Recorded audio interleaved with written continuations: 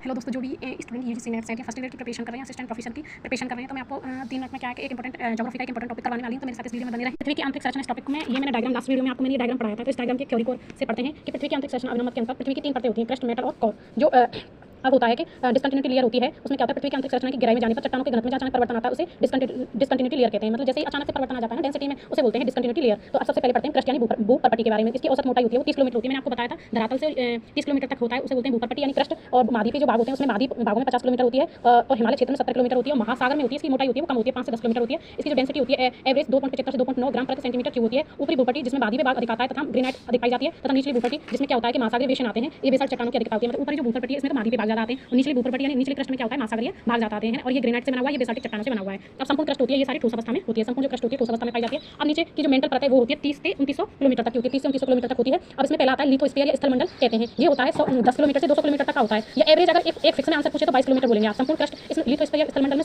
क्या होता है कि संपूर्ण क्रस्ट आती है ये धरातल से 30 किलोमीटर तक की। ऊपरी जो मेंटल होती है ना, ये सारी ये यहाँ धरातल से 100 किलोमीटर तक का जो क्षेत्र होता है ना, लिथोस्फीयर होता है, स्थलमंडल कहते हैं। संपूर्ण क्रस्ट ऊपरी मंडल ठोस भाग इसकी औसत मोटाई 100 किलोमीटर होती है, स्थलमंडल कहलाता है। ठीक है, मेंटल परत 100 किलोमीटर से 400 किलोमीटर तक जो मेंटल परत होती है उसमें 100 किलोमीटर से 400 किलोमीटर तक की गहराई का भाग एस्थेनोस्फीयर या दुर्बलता मंडल या कमजोर मंडल कहलाता है। ये लचीली अवस्था या आंशिक पिघली हुई अवस्था में पाया जाता है। इसी भाग से ज्वालामुखी का उद्गार होता है। देखो डायग्राम में आपको ये दुर्बलता मंडल होता है, इसी को बोलते हैं एस्थेनोस्फीयर, कमजोर मंडल या दुर्बलता मंडल। यहाँ से ही क्या होता है 100 से 400 किलोमीटर तक का यहीं से ज्वालामुखी का उद्गार होता है।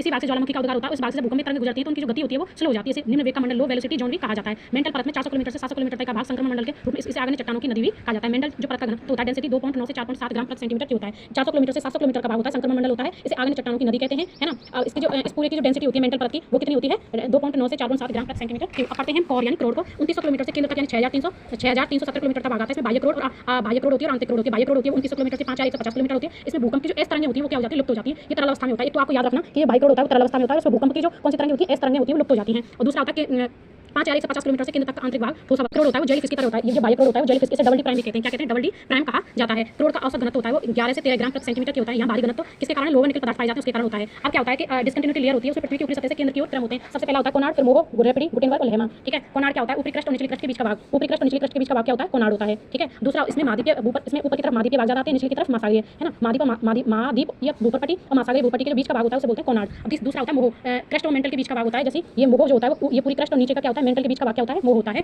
क्रस्ट और मेंटल के बीच का भाग निचली क्रस्ट और भूपट्टी या ऊपरी मेंटल या प्रवाह के बीच 30 से 33 किलोमीटर की गहराई में पाया जाता है। 30 से 33 रैपिड क्या होता है, ऊपरी मेंटल और निचली मेंटल के बीच का भाग रैपिड मेंटल होता है। ये 700 किलोमीटर की होता है। गुटेनबर्ग होता है वो गुटेनबर्ग होता है, ये ऊपरी मेंटल और बाह्य करोड़ के बीच का भाग होता है। लेहमान होता है, ये होता है बाह्य करोड़ और आंतरिक करोड़ के बीच का। करवाना था मुझे इसी में जो क्रस्ट मेंटल कोर का आयतन और द्रव्यमान होता है वो 0.5 होता है, इसका 0.2 होता है। और इसका जो आयतन होता है वो क्रस्ट का मेंटल का 83.5 और इसका 67.8 होता है, इसका 16 होता है, इसका 32 होता है। अब भूपर्पटी या क्रस्ट में